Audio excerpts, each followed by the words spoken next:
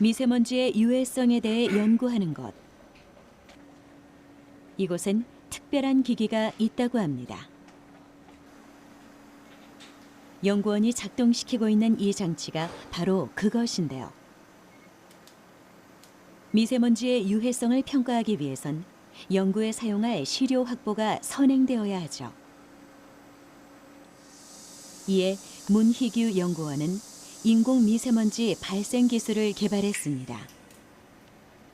그리고 다양한 성분을 제어하는 인공 미세먼지 제조 장치를 구현해냈죠.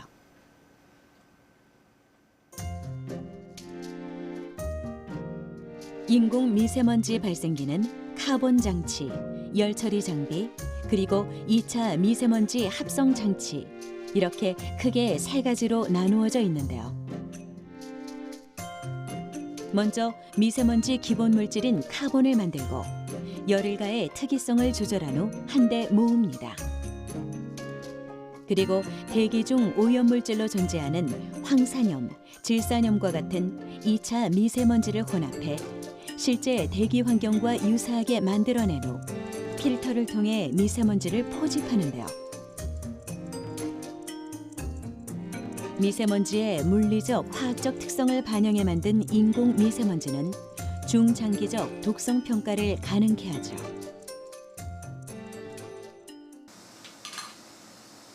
사실 대기 중에 있는 미세먼지를 인공적으로 만들어내고 정량화시킨다는 건 그리 쉬운 일이 아닙니다. 미세먼지는 계절, 시간, 지역 등 다양한 요인에 따라 그 특징이 달라지기 때문이죠. 하지만 인공 미세먼지 발생 장치의 개발로 환경적 특성에 따른 미세먼지 제작이 가능해져 대기 중에서 미세먼지를 수집하는 것보다 한결 빠르게 많은 양의 미세먼지를 포집할 수 있게 됐습니다.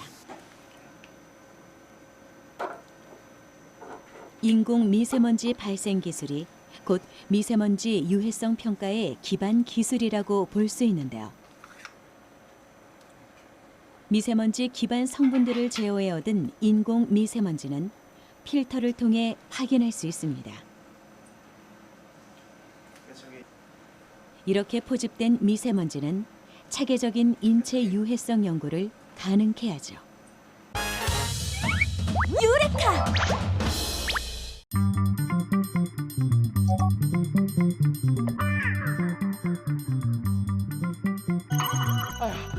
그래요, 운동하셔야지. 어쩌다 이렇게 살이 쪘어. 운동하자, 운동. 저요? 제가 밥 3끼만 먹어야 되는데 밥도 먹고 술도 먹고 디저트도 먹고 그래서 살이 이렇게 쪘어요. 원래 밥배랑 디저트배랑 따로 있잖아. 그죠? 밥배랑 디저트배랑 따로 있죠? 그럼. 근데 진짜로 밥배랑 디저트배랑 따로 있나요? 아니 정말 이 속설이 말이 되는 걸까? 과연 밥배랑 디저트배랑 따로 있는지 알아보기 위해서 저희 위사진을 찍어보러 병원에 왔습니다. 위조형 촬영을 통해 위의 모습을 살펴보기로 했는데요. 먼저 공복 상태의 위입니다. 그래서 지금 위가 이거 여기서부터 위거든요. 이렇게. 공복 상태일 때는 보통 주먹 크기만 하다는 위. 그렇다면 밥을 먹은 후에는 어떨까요? 끊임없이 깔리는 반찬들. 아니 이거 오늘 안에 다 먹을 수 있는 것인가요? 다이어트 한다고 하지 않았어요? 아니 지금 검사한다고 12시간을 굶겨놓고 지금 그게 할 소리예요? 예? 다이어트는 내일부터. 이야 잘 먹겠습니다. 야 이게. 그렇게 시작된 실험을 빙자한 먹방. 다이어트는 나 몰라라 폭풍 흡입을 시작하는데 위에 빈 공간이 없을 정도로 먹고 또 먹습니다. 배불러. 더는 못 먹겠다 이제. 이거 어떻게 또? 뱃살은 확실히 늘어난 것 같은데 그렇다면 위는 얼마나 늘어났을까? 다시 검사를 해봤습니다. 보시면은 아까 전에는 이렇게 돼 있었잖아요, 위가. 근데 지금은 이 전체가 위인 거예요. 이렇게. 이 위쪽 부분이 전부 다 위로 음식물이 가득 차 있는 그런 현상에 지금 영상이 나와 있습니다. 음식을 먹기 전 약 0.2리터 크기였던 정구 씨의 위.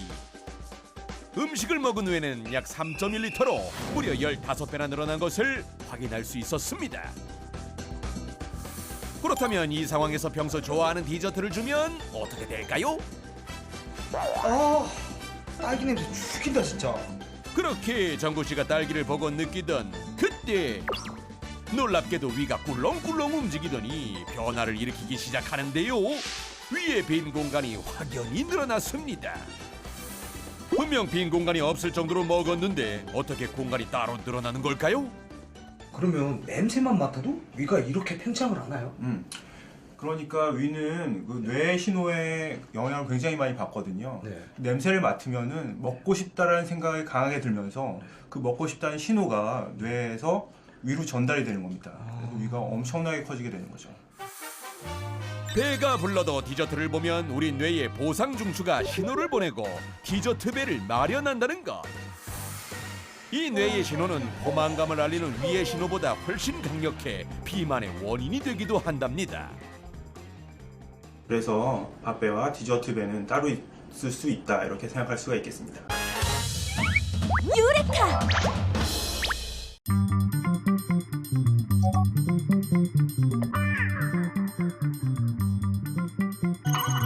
수상한 소리가 들려오는 첫 번째 장소. 안으로 들어가 보니 무언가 요상한 장면이 연출되고 있다. 위험해 보이는데. 반복해서 아래로 떨어지는 남자와 말없이 그 모습을 지켜보는 사람들. 지금 뭐 하시는 건가요? 웬 점프를 뛰고 계신 거예요? 지금 저희가 추락 모의 테스트를 하고 있습니다. 추락 테스트요? 재킷을 입은 남자가 아래로 떨어지자 짧은 순간 재킷이 부풀어 오르는 모습이 포착.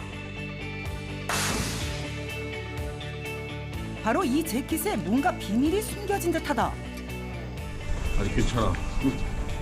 살아있어. 자, 목 부푸는 크기 어때? 좋아. 20cm로 23cm. 풍선처럼 부풀어 오른 재킷. 도대체 정체가 뭔가요? 평상시에는 이제 일반 하네스 형태로 되어 있다가 이게 이제 추락이 발생이 되면 에어백으로 바뀌어서 인체를 보호하는 산업용 추락보호 에어백이라고 보시면 될 것 같습니다. 낙하 사고 시 가장 많이 다치는 목, 흉부, 척추부 보호에 특히 효과적이라는 기술자의 재킷. 그런데 이쯤에서 한 가지 의문점 발생. 재킷은 어떻게 추락 상황을 감지하는 걸까? 그 비밀은 바로 재킷 안에 숨어 있단다. 센서가 추락을 감지하게 되면 0.2초 내에 인플레이터를 작동시켜서 앞부분과 뒷부분에 에어를 공급함으로써 에어백이 팽창하게 되고 그 팽창된 에어백이 인체를 보호하도록 그게 설계된 제품입니다. 내장된 가속도 검출 센서와 에어백 가스 발생 장치인 인플레이터가 연동해 추락이 감지되는 즉시 재킷의 에어백을 작동하는 원리라는 것. 이들이 이 재킷을 개발하게 된 이유가 있단다. 우리나라가 OECD 국가 중에 산업재해율이 1위입니다. 이 추락사고로 인해서 1년에 한 600명 정도의 근로자들이 돌아가시는 일이 발생하는데요. 그런 걸 저희가 적극적으로 보호할 수 있게 산업용 추락보호 에어백을 만들게 되었습니다. 그렇다면 실질적으로 어느 정도의 충격 완화 효과가 있을지? 직접 인체 모형의 에어백이 팽창된 상태의 재킷을 입혀 충격 흡수율을 테스트해보기로 했다. 1m 높이에서 낙하 시 인체 모형에 전달되는 충격량을 체크하는 방식. 에어백 재킷을 입은 모형과 입지 않은 모형의 충격량을 각각 비교해보기로 했는데 과연 각각의 결과는 어떻게 나왔을까? 안 입혔을 때 값이 약 50kN 정도 나왔고요. 입혔을 때 값이 약 22kN으로 나와서 한 60% 정도 충격량 감소가 있는 것으로 보입니다. 이뿐만이 아니다. 사고 시 골든타임 확보를 위한 획기적인 기술까지 숨어 있다는데 센서가 추락하는 순간 애플리케이션에 미리 지정한 번호로 전화가 걸리는 것은 물론 SMS를 통해 센서가 작동한 곳의 위치까지 상세히 표시된다. 사고감지 센서가 사고를 감지하고 에어백을 작동시켰을 때 사고자의 위치와 사고 사실을 즉시 알려서 응급 구조를 가능하게 할 수 있는 어플리케이션입니다. 유레카!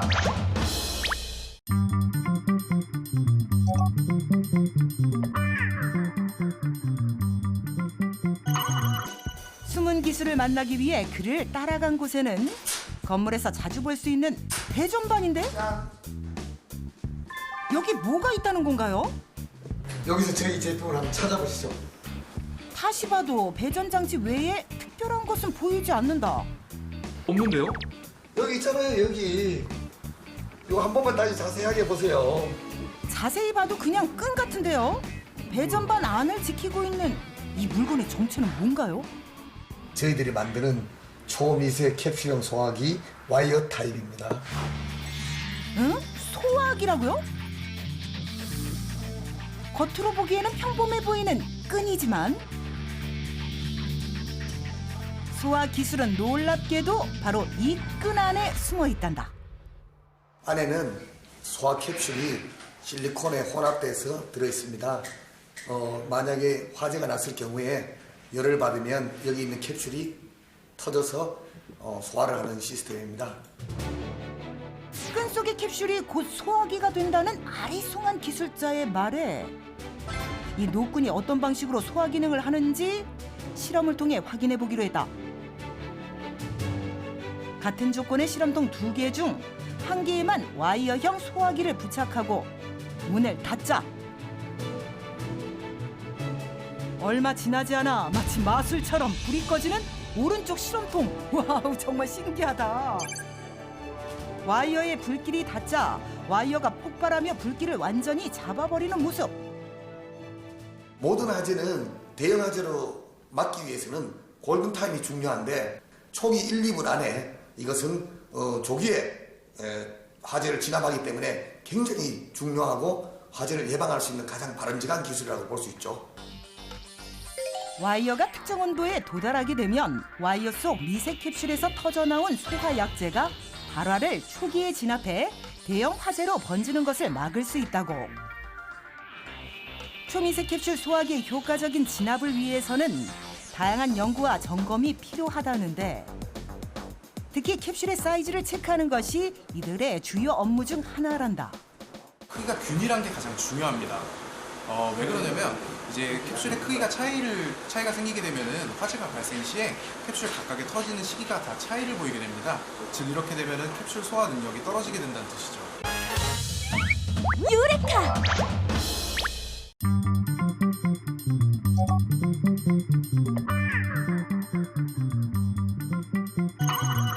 또 다이어트 포기하고 뭐 먹는 거요? 딱 걸렸네, 딱 걸렸어. 아빠야, 왜 이러세요 지금? 이봐. 지금도 먹고 있는 거 아니죠? 아니에요, 저 먹방 보고 있었어요. 다이어트 하는 사람이 더 배고프게 먹방을 왜 봐요? 쌤도 뭘 모르시네. 이 먹방을 보면서 대리만족을 하는 거죠. 호로록. 먹방을 보면 식욕이 줄어든다는 속설 사실일까요? 이 사실을 알아보기 위해 신경외과를 찾았습니다. 뇌파 검사를 통해 속설을 증명해보기로 했는데요. 아직까지는 안정된 뇌파를 보여주는 정구 씨. 그때 다이어트의 적 소시지와 라면이 등장했습니다. 당장이라도 입에 넣을 것 같은 유호. 그렇게 정구 씨가 음식을 보자마자 심하게 요동치는 그래프. 그렇다면 먹방을 볼 때도 이와 같은 반응이 나올까요? 대박. 완전 맛있겠다 저거.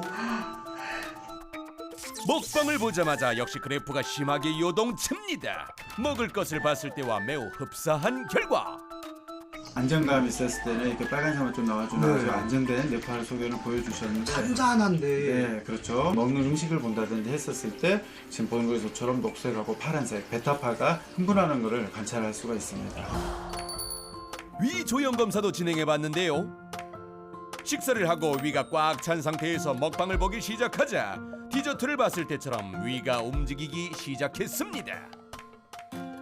시각적인 효과만으로도 뇌에서 자극을 받아서 다시 이렇게 위를 비우게 하고 위에 먹을 수 있도록 준비를 시켜준다고 볼 수 있습니다. 대리만족을 주어서 다이어트 효과가 있다고 보기는 어려울 것 같습니다. 반대로 다이어트에 적이 되지 않을까 싶습니다. 유레카!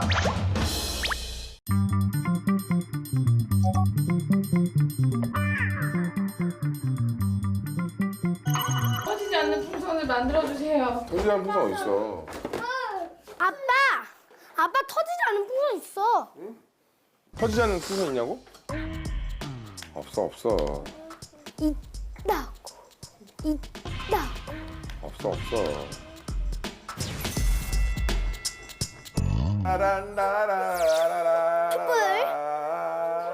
촛불. 한번 찾아볼게. 풍선 가져올 사람. 풍선 가져올 사람. 찾았다. 알았어. 다 본 거 말고. 안 본 거. 저 위에 풍선을 넣으면 터질까 안 터질까를 볼게. 이거 있다. 이거 일단 불고 아빠 불게.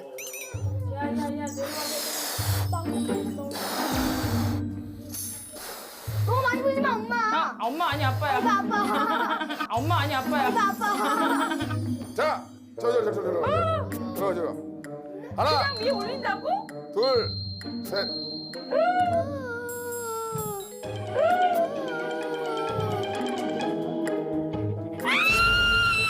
뭐야? 진짜.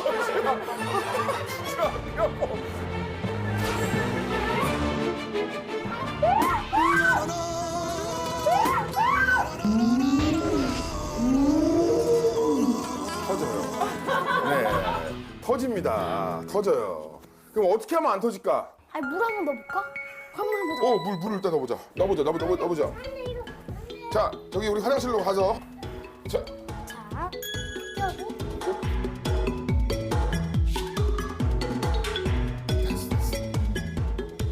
껴고. 야, 너 거기 왜 있어?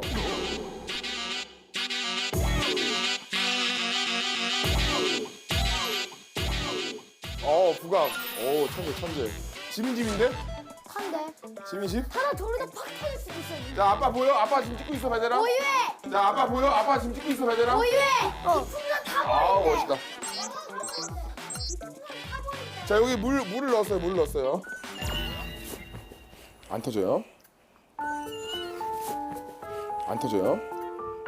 아주 가까이 가볼게요. 더 가까이요. 답니다, 지금. 안 터지죠? 안 터집니다.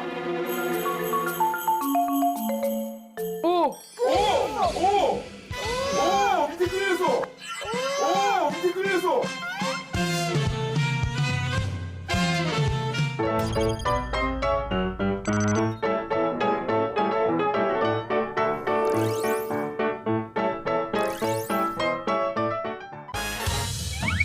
유레카!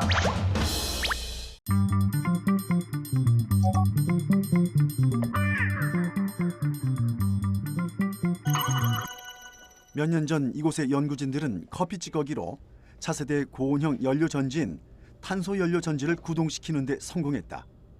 또 이를 실용화시키기 위한 연구도 계속해오고 있다. 우리는 연구진에게 커피 찌꺼기의 성분 분석을 의뢰했다. 과연 커피 찌꺼기에는 어떤 성분들이 들어있을까?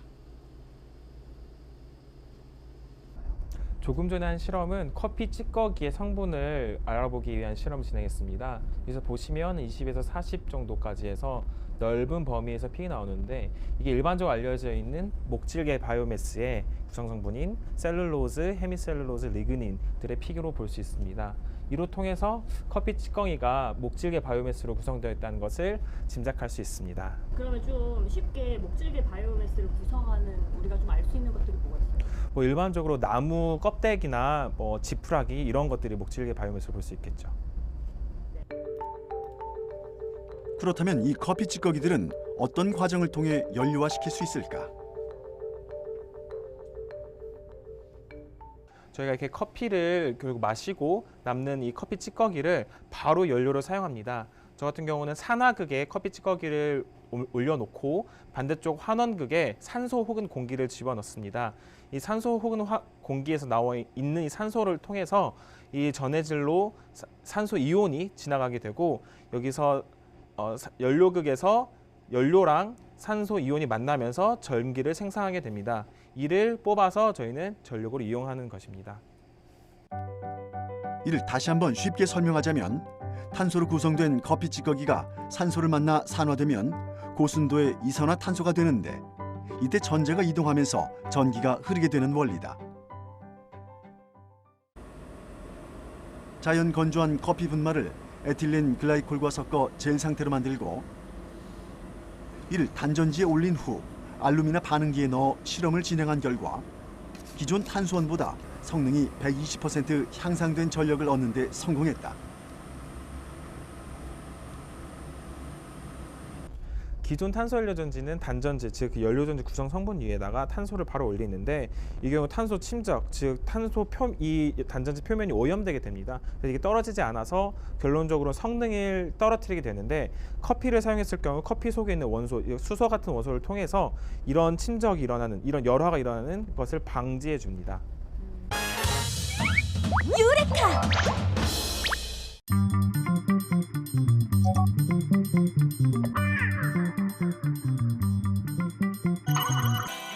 아이고 배고파 죽겠네 그냥 진짜. 아이고 배고파.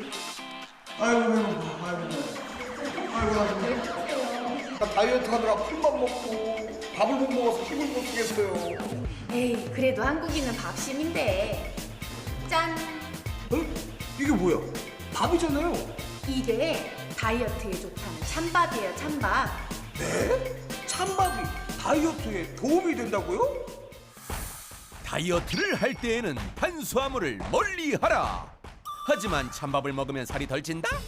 그에 대한 해답을 찾을 수 있는 연구 결과, 스리랑카의 한 연구팀은 찬밥의 저항성 전분이 다이어트에 도움을 줄 수 있다고 발표했는데요. 저항성 전분은 이제 일반 그 소화 효소에 잘 분해가 되지 않고 대장으로 도달되는 비율이 매우 많기 때문에 일반 전분에 비해서 혈당을 높이는 정도가 매우 낮습니다. 그래서 거의 축적되지 않는 그런 성질을 갖고 있습니다. 일반 전분은 소장에서 체내에 흡수되는 비율이 높아 지방으로 축적되기 쉬운데요.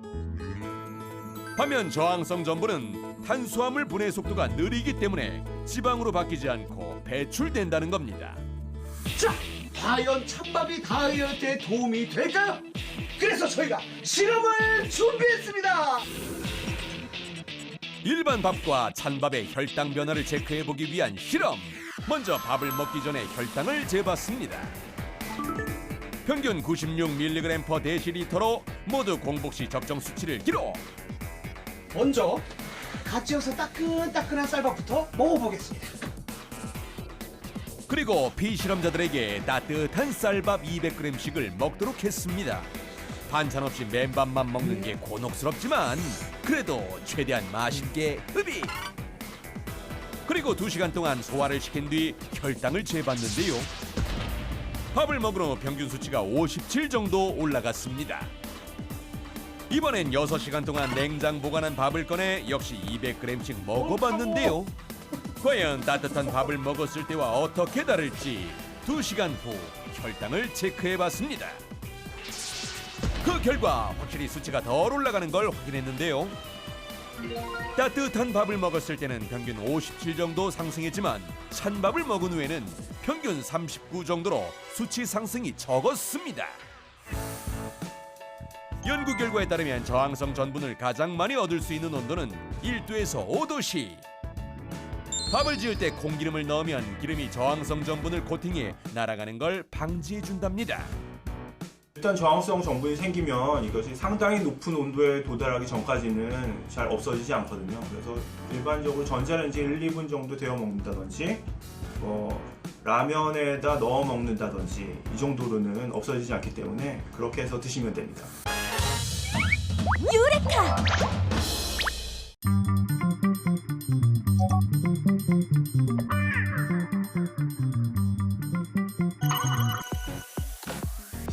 (5세대) 이동통신 5G는 무엇보다 빠른 속도와 짧은 저지연, 다량 연결 기술로 주목받고 있습니다.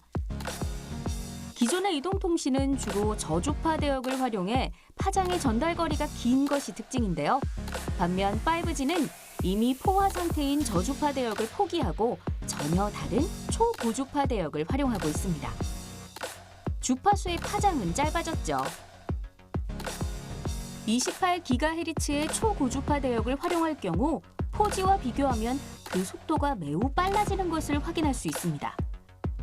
4G의 전송 속도가 1GBps일 때 5G는 20GBps로 4G보다 20배나 빨라지는 것이죠.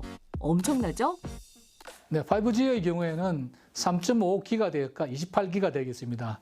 아까 5G가 최대 전송 속도가 LTE보다 20배 정도 빠르다고 했는데 그것은 28기가 대역, 고주파수 대역을 활용했을 경우입니다. 3.5기가 대역을 활용하게 되면 이론적으로 한 2~3배 정도 빠르게 됩니다. 그래서 사실은 이미 LTE도 충분히 빠른 속도를 제공하기 때문에 스마트폰이나 패드를 활용해서 5G를 사용하는 경우에는 아주 큰 차이를 느끼기는 어려울 수도 있습니다. 5G의 주목할 만한 특징 중 하나가 초저지연성인데요.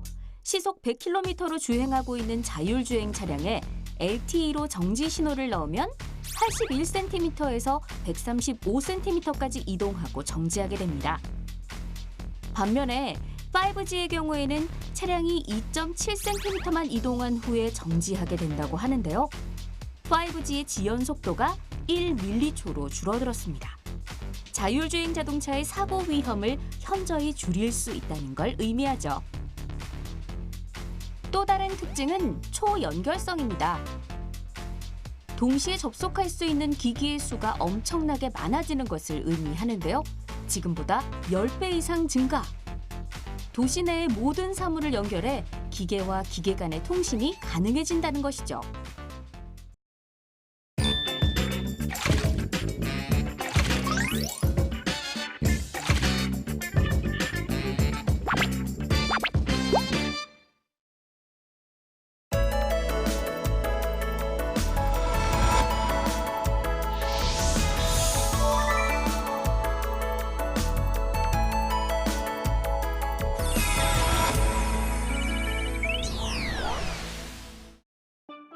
표와 그래프는 집에서 이걸 어떻게 해야 되냐라고 좀 걱정하셨던 부모님들이 굉장히 많을 텐데 색깔별로 이렇게 분류해보고 표에다가 이렇게 기록하고 학습과 놀이에 경계가 없다 이런 생각이 듭니다. 저희 집에는 공깃돌이 저만큼 없거든요. 네, 시장놀이가 나왔습니다. 친구들끼리 같이 하게 되면은 필근이는 이걸 좋아하는구나. 서로를 알아가는 과정도 될 것 같고 재밌습니다.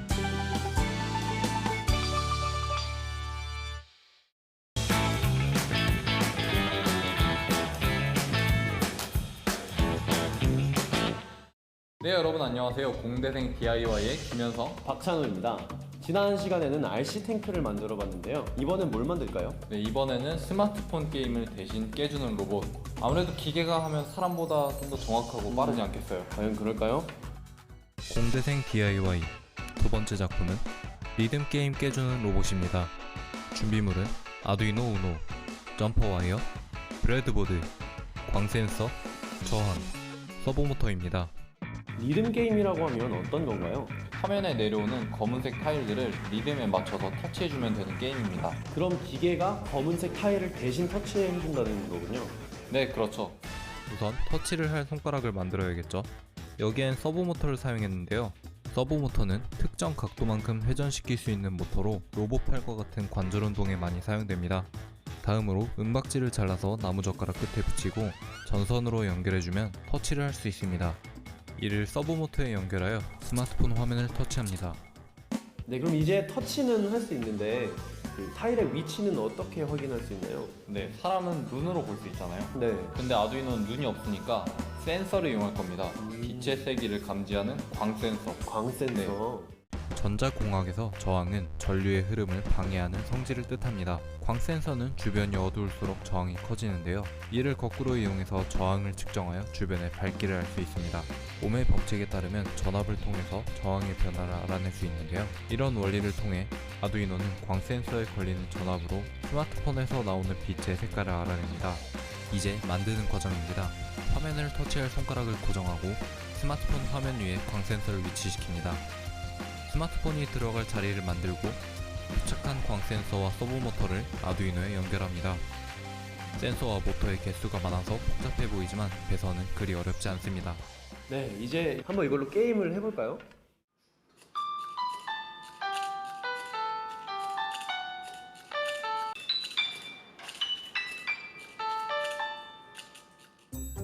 잘하긴 하는데 조금 엉성하네요. 약간 좀 자존심이 상하네요. 원래는 훨씬 더 잘할 수 있습니다. 네. 그래도 역시 게임은 사람이 해야 재밌겠네요.